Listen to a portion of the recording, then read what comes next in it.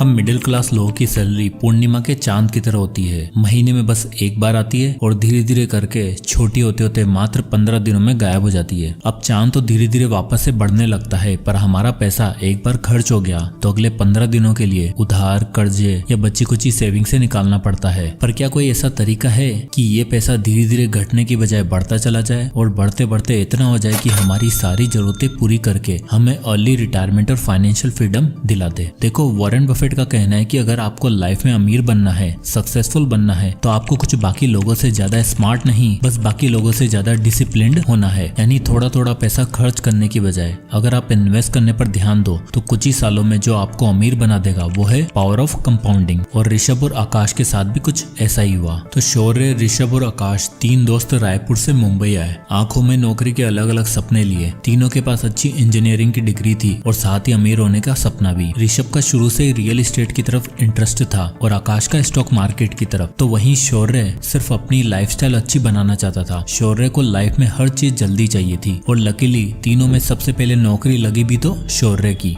महीने की 30,000 तनख्वाह पे मुंबई में शौर्य ने सारे सपने पूरे करने का डिसीजन बना लिया। मुंबई का पार्टी कल्चर, लिविंग एक्सपेंसेस, खाना पीना और अलग अलग डेस्टिनेशन शौर्य को भी भाग गए और वो हर महीने ये सारी चीजें जरूर एक्सप्लोर करता। 23 साल का शौर्य अब ज्यादा समझदार और इंडिपेंडेंट हो चुका था। उसे फैमिली तो चलानी नहीं थी, बस अपना करियर बनाना था। इसलिए उसने ऋषभ और आकाश से अलग रहने का डिसीजन लिया, जहाँ उसके बाकी ऑफिस कलीग भी रहते थे। आए तो तीनों साथ थे, पर शौर्य अब अपने ऑफिस के पास वाली सोसाइटी में एक अपार्टमेंट में रहने लग गया था, जहाँ का रेंट था 10 से 12 हजार रुपए और ये जगह उसके ऑफिस से नजदीक भी थी। वहीं आकाश और ऋषभ ओल्ड पनवेल में रहते थे, जहाँ रेंट और प्रॉपर्टीज काफी सस्ते और अपॉर्चुनिटी ज्यादा। अब ऋषभ को शुरू से रियल एस्टेट में इंटरेस्ट था और जब वो पनवेल शिफ्ट हुआ तो शुरू के 3-4 महीने उसके पास नौकरी नहीं थी। वो अपने पिताजी से पैसे मंगवाकर अपना खर्चा चलाता। अब ऋषभ सिर्फ नौकरी नहीं ढूंढ रहा था, वो पनवेल में और नवी मुंबई में रियल एस्टेट प्रॉपर्टी पर स्टडी कर रहा था। 2009 में 23 साल का ऋषभ 10 रुपए की चाय और वड़ा पाव पर गुजारा करके इतनी इन्फॉर्मेशन हासिल कर चुका था कि बस उसे एक बड़ी न्यूज और एक बड़े अमाउंट की जरूरत थी। ऋषभ को पता चला कि नई मुंबई अगले 10-15 सालों में खूब डेवलप होने वाली है। यहाँ मेट्रो आने वाली है और ये ओल्ड पनवेल भी नवी मुंबई के डेवलपिंग हिस्सों में आने वाला है। तो ऋषभ ने एक रियल एस्टेट कंपनी में नौकरी पकड़ी, जहाँ उसकी तनख्वाह बहुत कम थी, मात्र 15,000 रुपए, पर इन्फॉर्मेशन का भंडार था। सडनली ऋषभ को पनवेल में एक ऐसी प्रॉपर्टी मिल गई जहाँ कंस्ट्रक्शन शुरू होने वाला था और वहाँ लैंड अलॉट हो रहे थे। ऋषभ ने अपने पापा को फोन करके 15 लाख रुपए इस प्रॉपर्टी में इन्वेस्ट करने के लिए कहा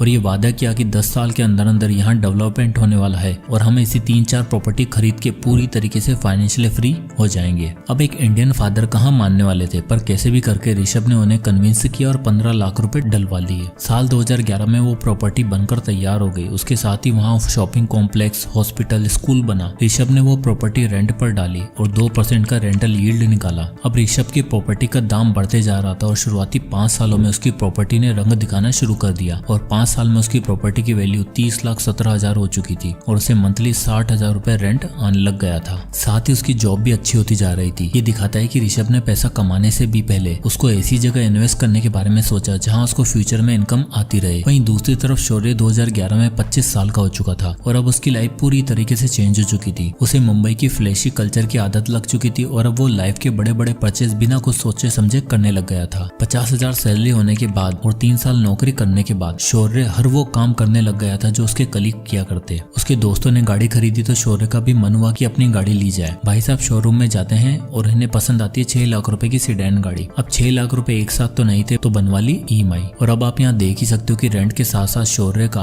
12,000 रुपए का एक और फिक्स्ड खर्चा हो गया है। 50,000 की सैलरी में शौर्य 12,000 रेंट पे करता था और 12,000 गाड़ी की EMI, यानी 24 से 25,000 का खर्चा फिक्स्ड। अब गाड़ी आ गई थी, महंगी बातचीत हो गई थी, तो अब तो जीवन में किसी हमसफर का आना बनता था। और लाइफ पार्टनर आते ही शौर्य ने अपने आप को ऐसे प्रेजेंट किया जैसे उसके पास बहुत पैसा है और वो खूब पार्टी और मजे करता है। शौर्य की पार्टनर ने भी अपने मन में शौर्य के लिए वही इमेज बना ली और अब शौर्य के पास 25,000 एक्स्ट्रा बचते भी थे, अब वो भी नहीं बच रहे थे। धीरे धीरे टाइम बीता। शौर्य अच्छी जॉब की तलाश में स्विच करता रहा। उसने अपनी फैमिली बनाई, शादी करी, पर इस बीच में वो जब भी अपने दोस्तों के बारे में सोचता तब उसे यही लगता कि यार मैं कहां से कहां आ गया हूं और वो लोग अभी वहीं के वहीं पड़े हुए होंगे। फाइनली 11 साल काम करने के बाद जब शौर्य 36 साल का हो चुका था तब उसे ऐसी जॉब मिल गई थी जहां उसे 1 लाख रुपए पर मंथ मिल रहा था और अब शौर्य को लगा कि टाइम आ गया है खुद का घर लेने का। शौर्य और उसकी वाइफ अब मुंबई में एक अच्छा घर की छानबीन में लग गए थे और फाइनली पनवेल में एक प्रॉपर्टी प्रॉपर्टी पसंद आती है, 3 BHK अपार्टमेंट, और वो भी फुली फर्निश, जो उन्हें 90 लाख रुपए मिल रहा था। अब 1 लाख की सैलरी वाला आदमी, चलो दोनों मियाँ बीवी की कंबाइंड इनकम 2 लाख भी मान लो, तो 90 लाख तो एक साथ अफोर्ड कर नहीं सकते थे। इसलिए उन्होंने 20 लाख की सेविंग से डाउन पेमेंट करी और बचे 70 लाख की EMI बनवा ली। अब आप यहाँ देख ही सकते हो कि लगभग 58,000 पर मंथ की EMI पे उन्होंने फाइनली अपना ड्रीम हाउस ले ही लिया। सारा पेपर वर्क और लोन प्रोसीजर कंप्लीट होने के बाद जब प्रॉपर्टी ओनर का खुलासा हुआ तो शौर्य के होश ही उड़ गए। असल में जिस नवी मुंबई में शौर्य ने प्रॉपर्टी खरीदी थी वो ऋषभ की ही प्रॉपर्टी थी, एग्जैक्टली वही प्रॉपर्टी जो उसने 2011 में 15 लाख रुपए की खरीदी थी। और अब आप यहाँ देख ही सकते हो कि 11 साल बाद यानी 2022 में जब वो अपनी प्रॉपर्टी बेचने गया तब उसकी वैल्यू 69,78,000 रुपए हो चुकी थी और उसने शौर्य को वही फ्लैट 90 लाख रुपए में बेचा। दरअसल ये परिवर्तन इसलिए हो पाया क्योंकि 2011 में दिखने वाला पनवेल अब 2022 में कुछ ऐसा दिखता था जहाँ सब कुछ पूरी तरीके से डेवलप्ड हो चुका था। ऋषभ ने जो स्पेकुलेट करके प्रॉपर्टी का दाव खेला था वो बिल्कुल सही बैठा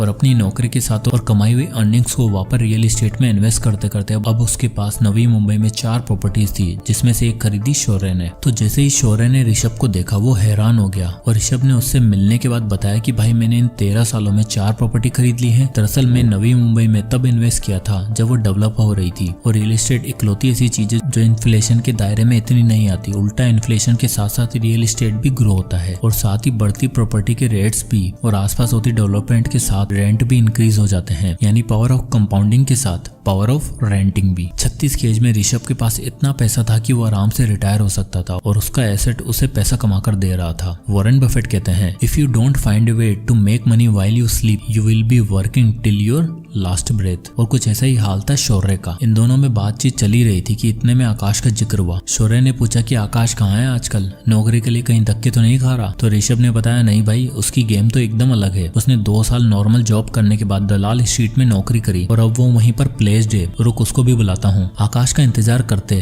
शौर्य और ऋषभ दोनों एक होटल में बैठे हुए थे। तभी आकाश एक ट्रू जेंटलमैन सेंस में अपनी गाड़ी से उतरता है और दोनों से बड़े दिनों बाद मिलकर बहुत खुश होता है। आकाश का सिंपल वे ऑफ लिविंग देखकर शौर्य पूछता है कि भाई तुम्हारा क्या हाल है, लाइफ में कुछ हुआ कि नहीं, पैसा रुपया कमाया कि नहीं ढंग से? इस पर आकाश बड़ी ग्रेसफुली रिप्लाई करता है कि भाइयों बस अगले 5 सालों में रिटायर होने वाला हूँ। शौर्य मनी मन सोचता है कि एक साला रिटायर भी हो गया है और एक 5 साल बाद होने वाला है और मैं अकेला अगले 20 साल तक घर की EMI भरने के लिए काम करूंगा क्या? आउट ऑफ क्यूरियोसिटी शौर्य पूछ ही लेता है कि भाई 5 साल में कहीं लॉटरी तो नहीं लगने वाली? इस पर आकाश उन दोनों को अपनी लाइफ स्टोरी बताता है। कहता है कि मेरी कोई लॉटरी नहीं लगने वाली, बल्कि मैं सेविंग्स रूल और कंपाउंडिंग रूल की मदद से पैसा कमाया है और अब इतना हो चुका है कि बस 3-4 साल बाद रिटायर हो जाऊंगा। तो आकाश कंटिन्यू करते हुए बताता है कि हुआ यूं कि मेरी पहली नौकरी लगी एक ट्रेडिंग कंपनी में एज एन IT टेक्नीशियन। वहाँ मेरा काम तो अलग था पर मैंने स्टॉक मार्केट के कुछ दाव पेश सीखे और अपनी 25,000 की सैलरी में से कुछ पोर्शन सेव करके इन्वेस्ट करता रहा। इन्वेस्ट करने के लिए मैंने जिस सेविंग मेथड का यूज किया था वो था 50-30-20 रूल। मैंने 25,000 की सैलरी में से 50% हिस्सा अपनी नीड्स के लिए रखा, 30% वॉन्ट्स और एंटरटेनमेंट सोर्सेज के लिए और बाकी बचा 20% यानी 5,000 रुपए SIP के थ्रू इन्वेस्ट किया। आकाश ने बताया कि उसे सबसे पहले मार्केट के बारे में सीखना था और इन्वेस्टमेंट के लिए जो सबसे बेस्ट चीज थी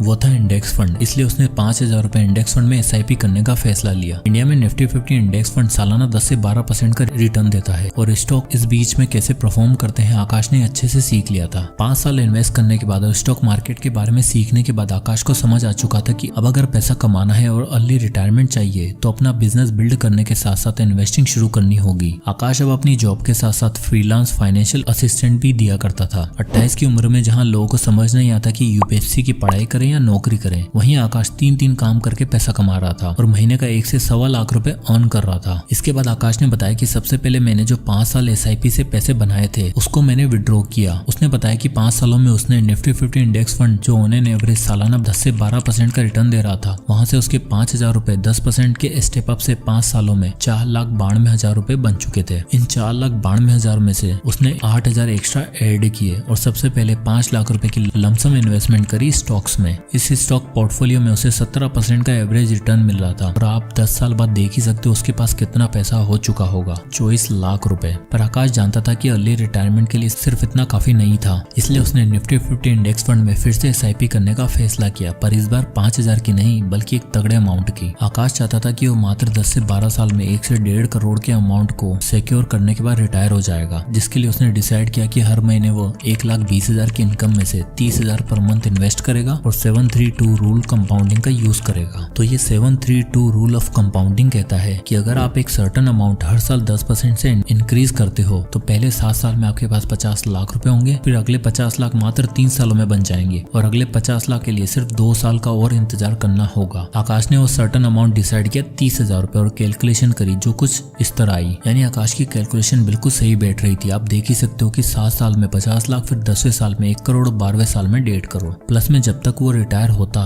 तब तक उसके पास 25 लाख के स्टॉक भी तो था जिससे उसे डिविडेंड भी मिल रहा होगा। पर इस कैलकुलेशन में एक बहुत बड़ी दिक्कत थी। आकाश ने सोचा 1.5 करोड़ रुपए जो 12 साल बाद कैलकुलेशन में शो हो रहे हैं, क्या 12 साल में इन्फ्लेशन के बाद भी इनकी वैल्यू सेम ही रहेगी क्या? तब उसने इंडिया में चल रहे 6% एवरेज इन्फ्लेशन को भी एडजस्ट करा, जिसकी कैलकुलेशन कुछ इस तरह थी। आप यहाँ देख ही सकते हो इन्फ्लेशन एडजस्ट करने के बाद उन 1.5 करोड़ की एक्चुअल वैल्यू मात्र 71 लाख रुपए होगी। तो आकाश को ये समझ आ चुका था कि 30,000 रुपए से तो काम नहीं होने वाला है। उसे अपनी रिटायरमेंट के लिए 1 करोड़ की जरूरत थी जो 30,000 पर मंथ की SIP से अचीव नहीं होने वाला था। इसलिए उसने पहले दिन से 50,000 पर मंथ इन्वेस्ट किया और अब आप रिजल्ट देख ही सकते हो। 732 रूल ऑफ कंपाउंडिंग, उसका 1 करोड़ का टारगेट 12 साल में आराम से अचीव हो जाएगा, वो भी आफ्टर इन्फ्लेशन। यानी अगर तीनों दोस्तों में देखा जाए तो आकाश ने बाकी दोनों को आराम से आउट प्ले कर दिया। चलो ऋषभ को तो रियल एस्टेट में पावर ऑफ कंपाउंडिंग देखने को मिल गई और 36 की एज में वो फाइनेंशियली फ्री भी हो गया। अब देखो रियल एस्टेट में आपको बल्क में कैपिटल चाहिए जो सही टाइम पे ऋषभ के पापा ने डाल दी। पर आकाश की टेक्निक और मल्टीपल इनकम सोर्सेज से पैसा कमाने की अप्रोच सबसे ज्यादा रियलिस्टिक और एप्लीकेबल लगती है, जिसको शौर्य ने कभी समझने की कोशिश ही नहीं करी। अभी 36 की एज में ऋषभ रिटायर हो चुका था और आकाश भी 3-4 साल बाद रिटायरमेंट लेने ही वाला था। पर शौर्य वो तो भी 20 साल और नौकरी करेगा क्योंकि उसके घर की EMI जो चुकानी है, बच्चे का महंगा स्कूल में एडमिशन करवाया है, उसकी फीस भी भरनी है और जो महंगी लाइफस्टाइल शुरू से बनाई थी उसे मेंटेन भी तो करना है, जिसमें आराम से 1 से 1.5 लाख रुपए खर्च हो ही जाएंगे। ये एक सबसे बड़ा डिफरेंस है रिच और मिडिल क्लास माइंडसेट के लोगों में। मिडिल क्लास माइंडसेट के लोग पैसा आते ही उसे 10 जगह खर्च करने की सोचते हैं। आप में से कितने ऐसे होंगे जिनकी सैलरी आने से पहले एक शॉपिंग लिस्ट रेडी होती है? कमेंट में यस लिखो। वहीं एक रिच माइंडसेट वाला इंसान सोचता है कि कितने सोर्सेज से पैसा कमाया जा सकता है और ले रिटायरमेंट कैसे ली जा सकती है। यानी मिडिल क्लास लोगों के पास होता है power of loans and EMIs जो उन्हें एक दिन बर्बाद कर देता है। वहीं अमीर लोगों के पास होता है पावर ऑफ कंपाउंडिंग जो उन्हें आबाद और फाइनेंशियली फ्री बना देता है। जय हिंद।